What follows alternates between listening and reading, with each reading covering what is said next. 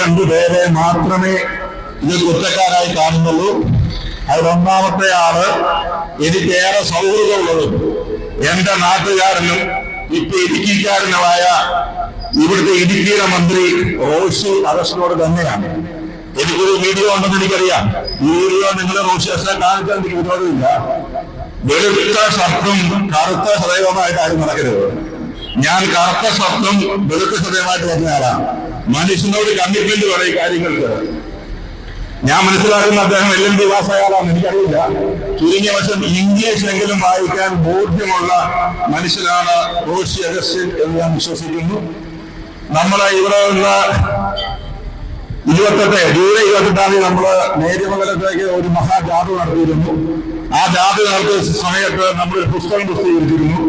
അതിന്റെ 9ാമത്തെ പേജില് നമ്മൾ കൃത്യമായിട്ട് നേര്യമംഗലം വാളറ ഭാഗത്തെ വനം ഡി റിസർവ് ചെയ്തായിട്ടുള്ള നോട്ടിഫിക്കേഷന്റെ കോപ്പി കൊടുത്തിരുന്നു. ഇത് 140 MLA-മാർക്ക് അയച്ചു കൊടുത്തു, 20 മന്ത്രിമാർക്ക് അയച്ചു കൊടുത്തു. ഇത് മനസ്സിലാക്കിയിട്ട് അദ്ദേഹം ഇങ്ങനെ നോട്ടിഫിക്കേഷന്റെ കോപ്പി ആവശ്യപ്പെട്ടായിരുന്നെങ്കിൽ നമ്മൾ കൊടുക്കുമായിരുന്നു. നോട്ടിഫിക്കേഷന്റെ കോപ്പി എന്റെ കയ്യിലുണ്ട്. ഇങ്ങനെ ഗവൺമെന്റ് നോട്ടിഫിക്കേഷന്റെ കോപ്പി സാധാരണ പൗരന്മാരുടെ ഉണ്ടെങ്കിൽ അതൊന്ന് ചോദിച്ചു വാങ്ങി. റസാഖ് സൂര്യവേലിയുണ്ട്, PM ബേബിയുണ്ട്, ഡയസ് പുല്ലനുണ്ട്. വേണ്ട, അതിന് മുകളില് MLA-മാരൊക്കെ ഒന്ന് വിളിച്ചു ചോദിക്കരുതോ? ചോദിക്കുമ്പോൾ പറയില്ലേ, നേര്യമംഗലത്തിൽ നിന്ന് വാളറ വരെയുള്ള അല്ലെങ്കിൽ പള്ളിവാസൽ വരെയുള്ള ഈ റോഡ് 100 അടി വീതിയിൽ ഡിസ്റിസർവ് ചെയ്തതാണ് എന്ന് പറഞ്ഞാൽ പിന്നെ എങ്ങോട്ടാണ് മുന്നോട്ട് പോകുന്നത്? സർക്കാരിന്റെ ഉത്തരവ് ട്രാവൻകൂർ ഗവൺമെന്റ് ഗസറ്റില് പബ്ലിഷ് ചെയ്തത് ഇത് നിയമാനുസൃതമാണ്, ഇതാണ് രേഖ എന്ന് പറയാത്തതുണ്ട്. ഇവിടെ പല ചർച്ച നടത്തി. റസാഖ് സൂര്യവേലിയും PM ബേബിയൊക്കെ പറഞ്ഞ പോലെ നിങ്ങളുടെ ഇടതുപക്ഷത്തെയും വലതുപക്ഷ നേതാക്കന്മാരെല്ലാം ചർച്ച നടത്തി. അവസാനം ഹൈക്കോടതി ചീഫ് സെക്രട്ടറി അഫിഡവിറ്റ് കൊടുത്തു. അഫിഡവിറ്റ് കൊടുത്തപ്പോ ചീഫ് സെക്രട്ടറി പറഞ്ഞു, ചീഫ് സെക്രട്ടറിക്ക് വേണ്ടി AG പറഞ്ഞു ഇത് ഡിസ്റിസർവ്ഡ് ആണ്. പക്ഷേ ഈ കടലാസ് ജെയിംസ് വടക്കണ്ടേലുണ്ട്. എന്തുകൊണ്ട് അഡ്വക്കേറ്റർ ഇല്ല എന്ന് നമ്മൾ അന്വേഷിക്കണം. എന്തുകൊണ്ടാണ് ചെയ്യാത്തത്? ഡിസ്റിസർവ്ഡ് ആണെന്നും ഇത് വനമല്ലെന്നും അറിയാത്തവരാരുമില്ല.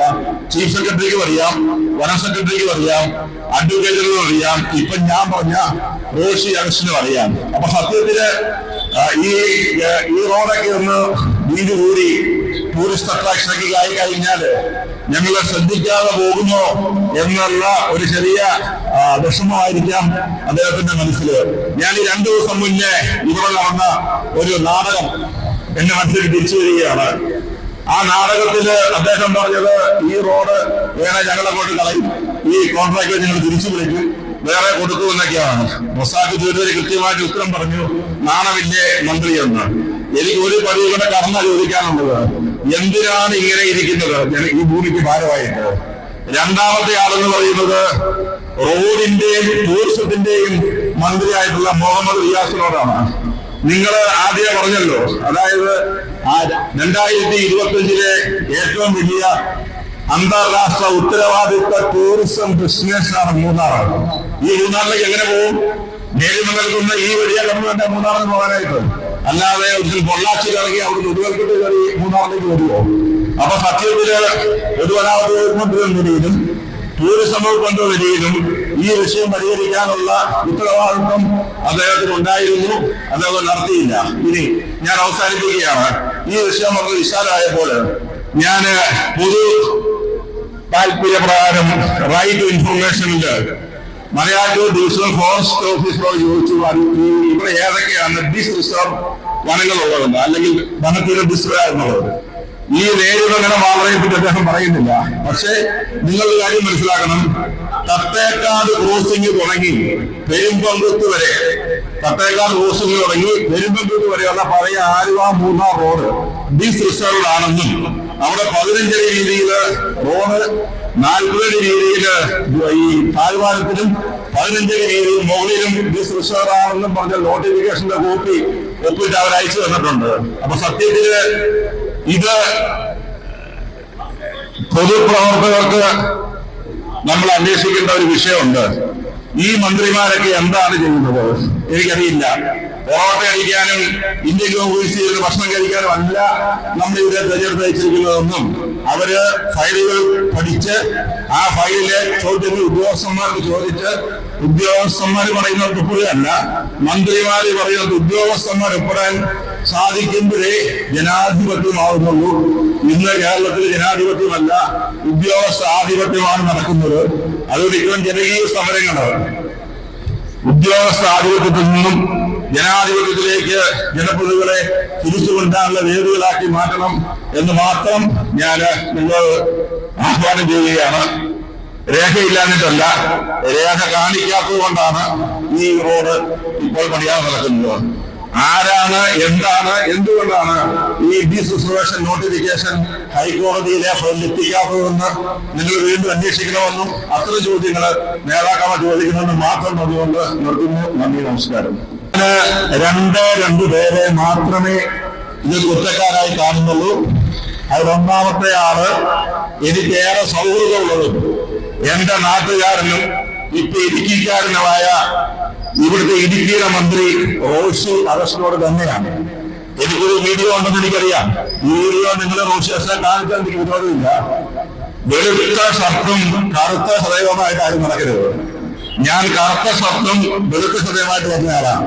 മനുഷ്യനോട് കമ്മിറ്റ്മെന്റ് പറയും കാര്യങ്ങൾക്ക്. ഞാൻ മനസ്സിലാക്കുന്ന അദ്ദേഹം LLB പാസ്സായാലാണെന്ന് എനിക്കറിയില്ല. ചുരുങ്ങിയ വശം ഇംഗ്ലീഷെങ്കിലും വായിക്കാൻ ബോധ്യമുള്ള മനുഷ്യനാണ് റോഷി അഗസ്റ്റിൻ എന്ന് ഞാൻ വിശ്വസിക്കുന്നു. നമ്മളെ ഇവിടെ നിന്ന് ജൂലൈ 28 നമ്മള് നേര്യമംഗലത്തേക്ക് ഒരു മഹാജാഥ നടത്തിയിരുന്നു. ആ ജാഥ നടത്തിയ സമയത്ത് നമ്മളൊരു പുസ്തകം പ്രസിദ്ധീകരിച്ചിരുന്നു. അതിന്റെ 9ാമത്തെ പേജില് നമ്മൾ കൃത്യമായിട്ട് നേര്യമംഗലം വാളറ ഭാഗത്തെ വനം റിസർവ് ചെയ്തായിട്ടുള്ള നോട്ടിഫിക്കേഷന്റെ കോപ്പി കൊടുത്തിരുന്നു. ഇത് 140 MLA-മാർക്ക് അയച്ചു കൊടുത്തു, 20 മന്ത്രിമാർക്ക് അയച്ചു കൊടുത്തു. ഇത് മനസ്സിലാക്കിയിട്ട് അദ്ദേഹം ഇങ്ങനെ നോട്ടിഫിക്കേഷന്റെ കോപ്പി ആവശ്യപ്പെട്ടായിരുന്നെങ്കിൽ നമ്മൾ കൊടുക്കുമായിരുന്നു. നോട്ടിഫിക്കേഷന്റെ കോപ്പി എന്റെ കയ്യിലുണ്ട്. ഇങ്ങനെ ഗവൺമെന്റ് നോട്ടിഫിക്കേഷന്റെ കോപ്പി സാധാരണ പൗരന്മാരുടെ ഉണ്ടെങ്കിൽ അതൊന്ന് ചോദിച്ചു വാങ്ങി. റസാഖ് സൂര്യവേലിയുണ്ട്, PM ബേബിയുണ്ട്, ബെഗസ് പുല്ലനുണ്ട്. വേണ്ട, അതിന് മുകളില് MLA-മാരൊക്കെ ഒന്ന് വിളിച്ചു ചോദിക്കരുതോ? ചോദിക്കുമ്പോൾ പറയില്ലേ, നേര്യമംഗലത്ത് നിന്ന് വാളറ വരെയുള്ള അല്ലെങ്കിൽ പള്ളിവാസൽ വരെയുള്ള ഈ റോഡ് 100 അടി വീതിയിൽ ഡിസ്റിസർവ് ചെയ്തതാണ് എന്ന് പറഞ്ഞാൽ പിന്നെ എങ്ങോട്ടാണ് മുന്നോട്ട് പോകുന്നത്? സർക്കാരിന്റെ ഉത്തരവ് ട്രാവൻകൂർ ഗവൺമെന്റ് ഗസറ്റില്